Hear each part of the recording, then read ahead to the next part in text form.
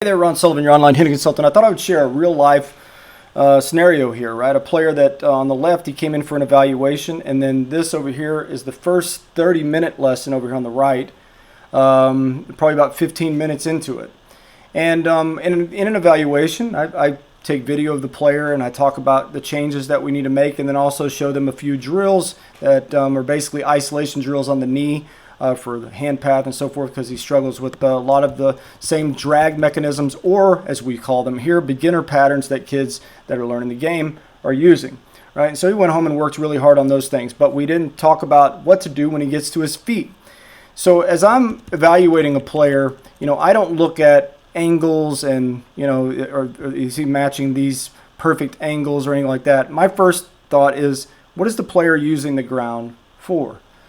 And usually, right, players that have longer swings and they think hitting is behind, under, and around, which is every kid learning the game, they don't use the ground very well. In fact, what they typically do is in this process of the swing, they go climb on top of this place, right? And you'll see that that becomes the axis of rotation. This is why kids have a really difficult time staying on the ball whenever you're using your front side as a means for turning your body or something like that. You're going to be in trouble.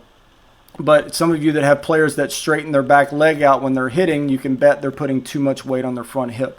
So in order to introduce this player to the ground, and maybe we could say better lower half mechanics, I had to first start fundamentally with what did he think of the ground as a source of energy. Okay, so obviously he's doing like most kids here. He's just saying, I'm going to go back and then I'm going to go forward. And it's more to it than that, right? We've got to understand that my goal here in this phase of the swing as I'm dropping in is to put my weight in the right place. I don't want to be too far forward. I don't want to be too far back. I want to be just right. So what I try to teach players is a fundamental rule, and this isn't a conclusion of everything you can teach players in terms of lower half mechanics, but as an introduction, you're going to make the biggest bang for your buck by teaching them the main problem. The main problem is that they don't understand the dynamic balance point to fire from. Right? So you see his posture here at contact, and you'll see his posture at contact over here. If we just draw a line through the top of his head, through his back knee, right? And by the way, I never pointed this out to him. I didn't say you should have a different angle here. Okay? But you see this on the left. This is a pattern, and we see a lot of times with kids. So I knew I had to get the player to understand, well, what does it mean to sit back without saying sit back, right? You had to actually feel it. And so we'll jump over here to where I started with him. And you see Eric Hosmer doing something very similar to this, just putting a bat between the arches of his feet.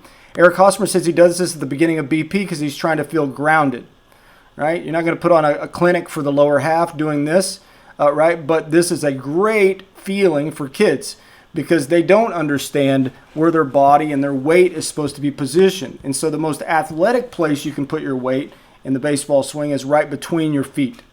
Okay? And so that's exactly where I started with him. We put a bat between his feet. And we'll go back to the start here.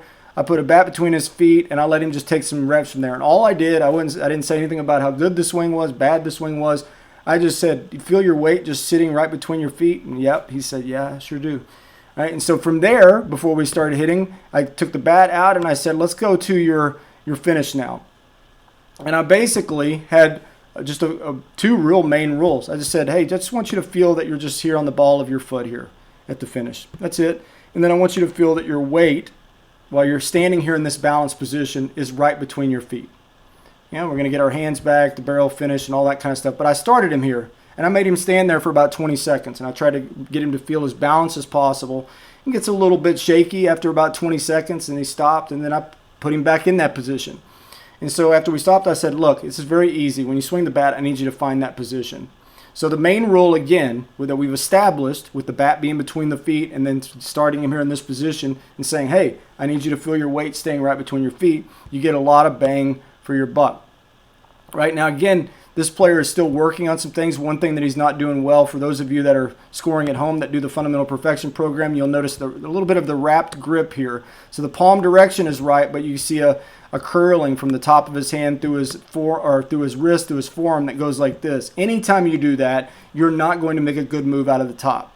Okay, but the one thing is we're just talking about the upper half that's good, right, is that what did he eliminate in 1 week's time at home of working on these drills? right? This long move that he does here, right? He's starting to reinforce, well, what does it mean to get inside? The isolation drills take care of that, right? They really do pound home. If you're thinking about taking the good part of the bat to the right part of the ball and not out and around and behind the ball, you're going to make a better path to the ball. And you see here just the position here. I love Lindor. Francisco Lindor says when he's doing tee work, he tries to feel his bottom hand past the ball. Well, kids don't do that. They throw the barrel around their bottom hand at contact for the most part instead of continuing to work back through space. So what is extension? People always ask me for an extension drill. Extension is a byproduct of a good approach. Oh, you got to get that. Extension is a byproduct of a good approach. So some dads will send me videos and say, hey, how do I make my player extend better? I said, well, this is not an extension problem. This is an approach problem. If you want to go behind, under, and around, then that's all you're going to do. You can't extend back through space, and that's what being inside of the ball exercises is through space, and that's where extension lives. If you're getting extension in any other place because you're teaching it, right, it will eventually come back to haunt you if it's not a product of approach. Just saying, right? So what about his lower half here at contact? I didn't say this angle is supposed to be here. All he did is went back to the balance point that we talked about. And the most important thing that this player learned in this lesson that he'll have to continue to learn is keeping the weight between his feet. It's the opposite of what kids. In fact, some of you are going to try to do this at home. You're going to get your players' feet set. You say, hey, keep your weight right between the feet. And they go, oh, okay. And then their first move is going to be pushing weight onto their front hip. So you can see how from the top of the swing here, if we just make a line right through the middle of his body right here, the head shouldn't go forward or anything. Boom, I should just be able to stay there and drive. Well, what most kids are going to do is their first move is going to be to slide this way to push weight onto this. Right? Kids feel really strong on top of their front hip, and that's bad. All right, so look, I hope this helps somebody. And look, I'm not saying that this is a conclusive, this is how you teach lower half mechanics.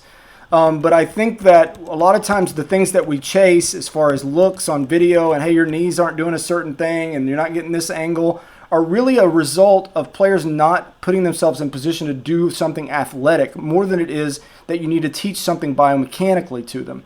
I try my hardest not to teach young players forced athletic movements because that forcing athleticism is not athletic, right? So try to keep these things really simple. Teach your player what it feels like to swing the bat from between their feet. And obviously on the right here, we're going to have to add a pre-swing here soon. We're going to have to add some timing and all that. But right now, the most important thing is, can you unload the bat right there between your feet? And can you give me a balanced finish at the end? Good stuff.